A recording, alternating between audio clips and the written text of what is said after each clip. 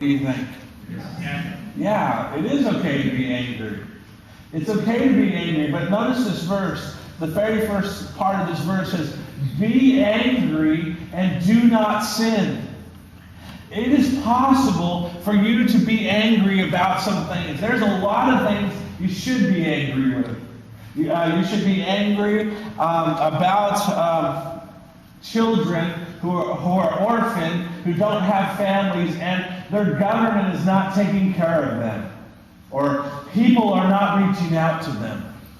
You should be angry if you lose your job. That's a normal response. I'm going to be angry with something like that happens. I'm going to be angry when somebody wrongs me or upsets me.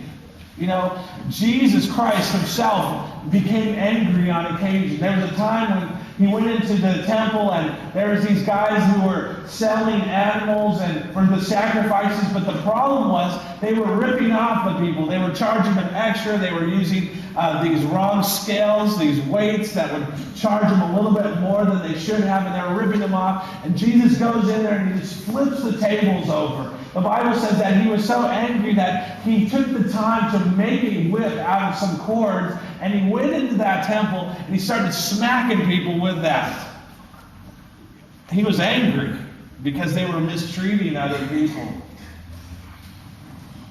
It's appropriate to be angry sometimes, but we've got to learn how to not sin in that anger. Now I want you to notice this. The rest of that verse says, don't let the sun go down while you are still angry. For anger gives a foothold to who, guys? Yeah. Think about this, because I stink at this, to be honest with you. I'll be totally honest with you. Don't let the sun go down on your anger, the Bible tells us. What does that mean? Don't hold on to it all day and all night. Get rid of it. Before the sun goes down, get rid of that stuff. I'll be totally honest. Sometimes I tend to harbor those things. I hold on to it. I get angry. And when I get angry and my wife and I are having a disagreement or whatever, I'll tend to ignore her and go in another part of the house and not deal with it. The Bible tells us, be angry and do not sin. Don't let the sun go down on your anger. Now notice why. Because if you let the sun go down on your anger, if you go days and weeks and months being angry and upset with your spouse or other people, the Bible says that gives the devil himself an opportunity to come in and grab you by the foot and hold on to you. I think about that and I picture it in my head, and I think it's kind of like somebody reaching out from under the bed when you're not expecting it and grabbing you. My son thinks that's funny when he scares me like that. But when the devil comes along, he comes along and he takes that little bit that you give him, that anger or whatever you're giving him. It could be your thought life, it could be your actions. He takes that and he holds on to it. The Bible says you can't live like that. You can't let the devil have that bitter piece of your life. Now notice this in Ephesians. He tells us, get rid of all bitterness. If you're bitter today about anything, get rid of it. Rage. If you have a problem with anger, work on it. Get rid of that. Anger. Harsh words. I've said it a number of times. Stay away from ugly words. Don't cuss at each other. Don't call each other names. Harsh words. Stay away from that stuff. And slander, as well as all types of evil behavior. Instead, notice what he says, be kind to each other, tender-hearted, forgiving one another. Why? Just as God, through Christ, has forgiven you. Now notice this passage in Matthew. How do you be appropriate? How do you become appropriate with others? What if somebody sins against you, or what if somebody does something to you that really just ticks you off? What does the Bible say about how you should respond to that? I want you to notice in Matthew chapter 18, verse 15.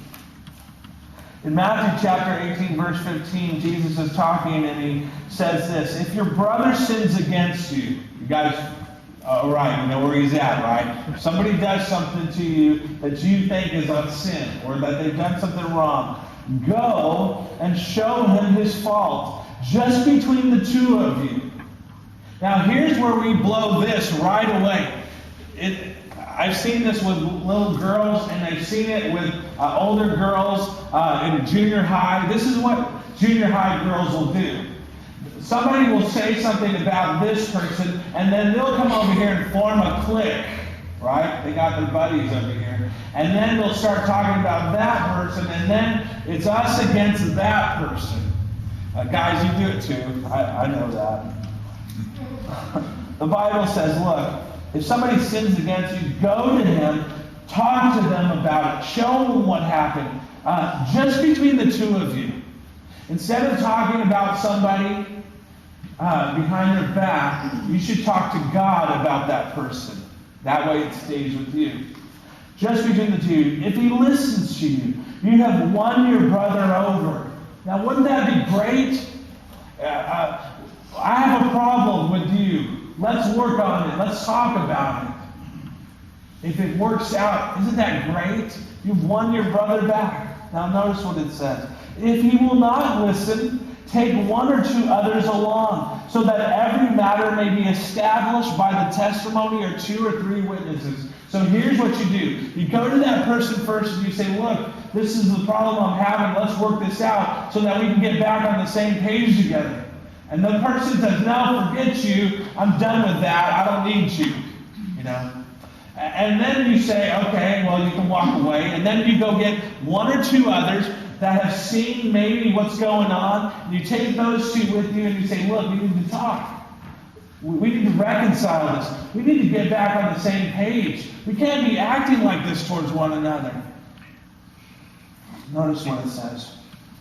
If he refuses to listen to them, tell it to the church. You tell it to the church leaders. You tell it to the church so that we can deal with it. If he refuses to even to listen even to the church, treat him as you would a pagan or a tax collector. I love how Matthew always talks about himself as some pagan or somebody bad. He was a tax collector himself, and he writes that. Just treat him like, let him go. But look for an opportunity, the Bible also tells us, to reconcile. Wouldn't that be better? Now, I want you to notice this. Get rid of all that stuff. That's what we do. We go to them privately. We go with a witness. We go to the church. That might be your feeling right there. Now, I want you to notice this verse in Colossians. Bear with each other and forgive whatever grievances you may have against one another. Forgive, again he says it, as the Lord has forgiven you. Now, notice number 4. The 4th thing I want to talk about love today is this. Love keeps no records of wrongs, so I don't have to keep rehashing it with others. Love, it keeps no records of wrong. When I forgive, I've learned to forget. I don't keep bringing it up. Remember when you did this 3 years ago and how it made me feel? You don't do that over and over again. Love keeps no records of wrong, the Bible says, so you don't have to keep bringing it up. You deal with it appropriately. You talk about it. You deal with it. Now, notice I did not say that you sweep it under the rug. Okay? A lot of people, rather than have any confrontation under their life, will sweep it under the rug. And they'll leave it there. And then a couple years later, they'll buy a gun and climb a tower. And you know what happens next, right? They go postal on people. Matthew 18 says when we have a problem, we go to the individual. When they don't listen to us, we go with a couple more people. When they don't listen to them, then you take it to the church and you get the leaders to go and you say, hey, let's deal with this. Let's work on it. We don't keep bringing it up. I want you to notice Leviticus 19:17. It says, do not bear a grudge against others, but settle your differences with them, so that you will not commit a sin because of them. Did you know when you sweep it under the carpet, there's a possibility that the devil's going to get a foothold in your life because you're angry and you're holding a grudge, and it could cause you to sin rather than just that person? It could cause you to not deal with it appropriately. It could cause you to have your prayers hindered when you're not working with your wife in conjunction with each other. Proverbs 17:9 says, "He who covers